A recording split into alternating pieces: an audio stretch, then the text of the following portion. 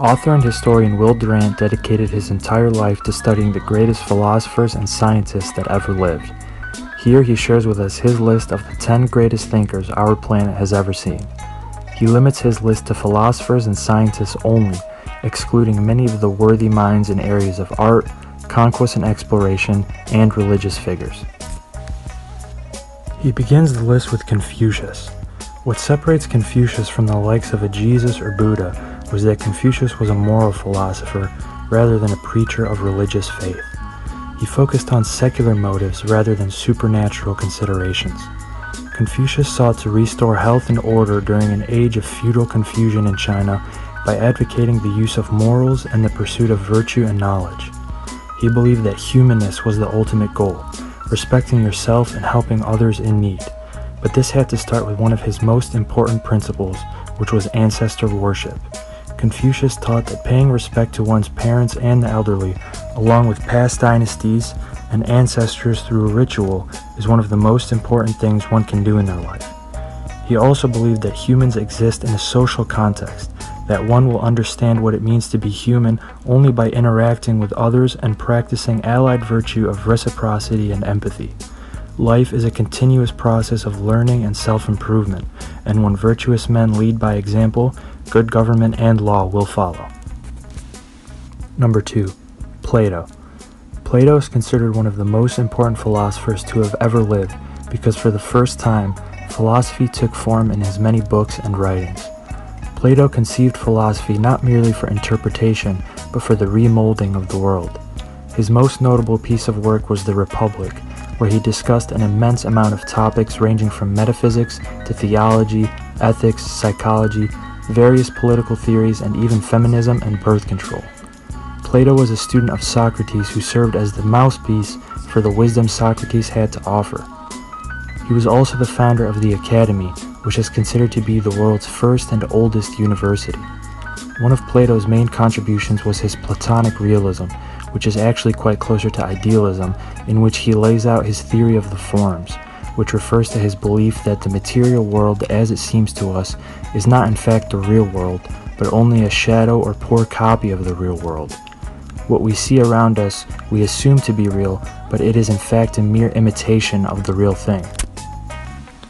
Plato also believed that political issues could be solved by designating governing and ruling positions to philosophers, students who spent decades studying a wide curriculum that became more difficult as it progressed.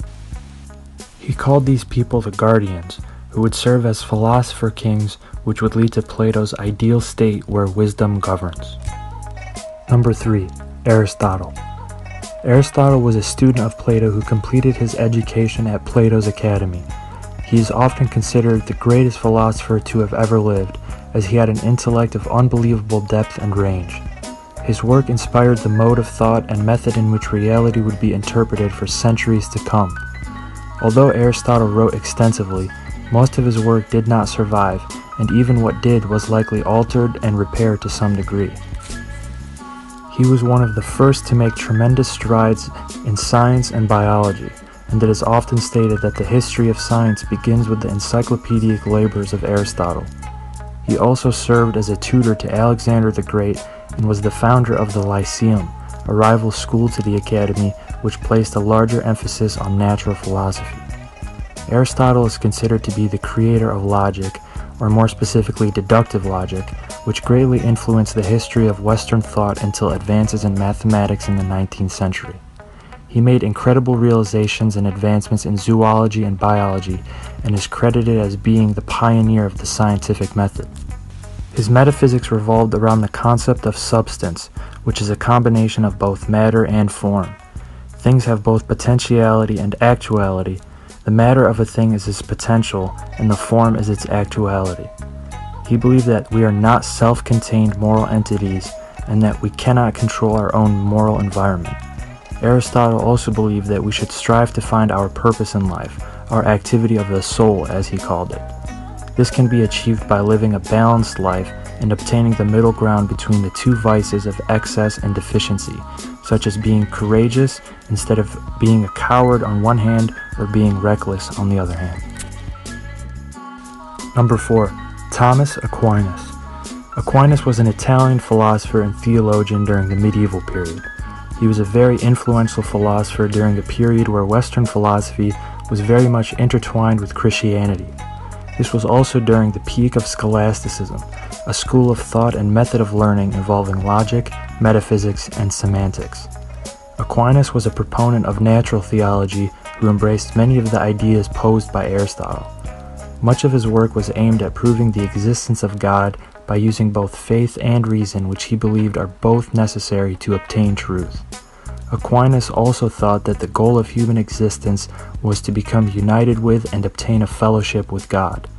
While on earth, he said we must aim our will towards right things, moral everyday choices. This will lead to experiencing perfect, unending happiness and the total comprehension of the very essence of God after death. He is most remembered because of the huge impact he left on Christian theology, particularly the Roman Catholic Church. Number 5. Nicholas Copernicus. Copernicus was a Polish mathematician and astronomer during the European Renaissance.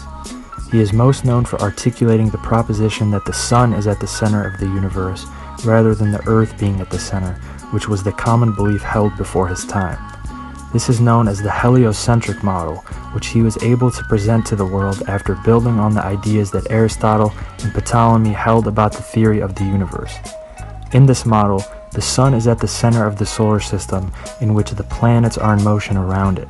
He also discovered that aside from rotating around the sun, the earth rotates on its own axis, accounting for the precession of the equinoxes, and that the rotation of the earth on its axis is what accounts for the daily rotation of the stars.